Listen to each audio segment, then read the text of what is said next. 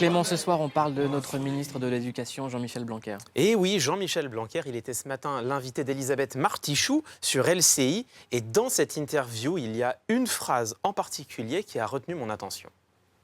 On entend, nous, des parents nous dire, et ils sont en général dans des classes défavorisées, nous dire, moi j'ai peur, j'en vois pas. Qu'est-ce que vous leur dites ce matin? Je leur dis, envoyez les enfants à l'école. Il faut le faire. J'ai appelé tous les recteurs et tous les acteurs à la mobilisation générale. Et je le dis aussi à ceux qui nous regardent. Hein. Vous avez un voisin qui peut-être n'envoie pas son enfant à l'école.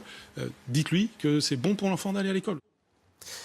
Voilà. Alors moi, cette déclaration m'a fait froid dans le dos. Et je vais essayer de vous expliquer pourquoi. Sur le fond, je n'ai pas de querelle avec la position de Jean-Michel Blanquer. Le rôle de l'école est évidemment inestimable. Et pour l'instant, le retour progressif dans les classes semble se faire dans des conditions plutôt satisfaisantes. Maintenant, il faut être clair et appeler les choses par leur nom. Jean-Michel Blanquer fait ici un appel public à la pression sociale. Il est en train tout simplement d'inciter à ce que des parents qui refuseraient d'envoyer leurs enfants à l'école subissent les remarques réprobatrices de leurs voisins dans les cages d'escalier en allant chercher leur pain, à ce qu'une mère ou un père qui se promènerait à 3 h de l'après-midi avec son gamin subisse le regard accusateur des passants. Vous allez me dire oui, mais le sujet est d'importance tout de même, il s'agit de l'école. C'est vrai. Mais déjà, il faut rappeler que c'est l'instruction qui est obligatoire, pas l'école. Et dans la période que nous vivons, on peut comprendre que certains parents soient encore réticents à l'idée d'envoyer leurs enfants en classe. Et surtout, la question qui nous occupe ici me semble être d'une importance plus grande encore. Ouais. Ce qui est en jeu, c'est l'advenue d'une société du contrôle collectif.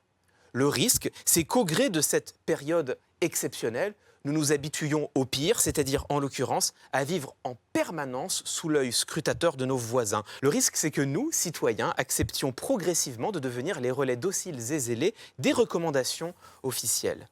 Enfin, une dernière remarque, pour souligner qu'il y a quelque chose de cocasse à entendre le ministre de l'Éducation blâmer les parents qui refuseraient encore d'envoyer leurs enfants à l'école. Car si les parents ne sont pas tout à fait rassurés, c'est peut-être aussi parce que le gouvernement n'a, lui, pas toujours été tout à fait rassurant. Ou pour le dire autrement, Jean-Michel Blanquer est en train de reprocher aux Français qu'il ne soit pas parvenu lui-même à les convaincre. Moi, ça me rappelle une phrase de Bertolt Brecht, le poète allemand, dans son poème La Solution en 1953. Brecht disait « Le peuple a perdu la confiance du gouvernement. Ne serait-il pas alors plus simple de dissoudre le peuple et d'en élire un autre ?» Bref. Il serait bon, je crois, que le gouvernement commence à considérer les Français comme ce qu'ils sont, c'est-à-dire des adultes, capables de faire leur choix.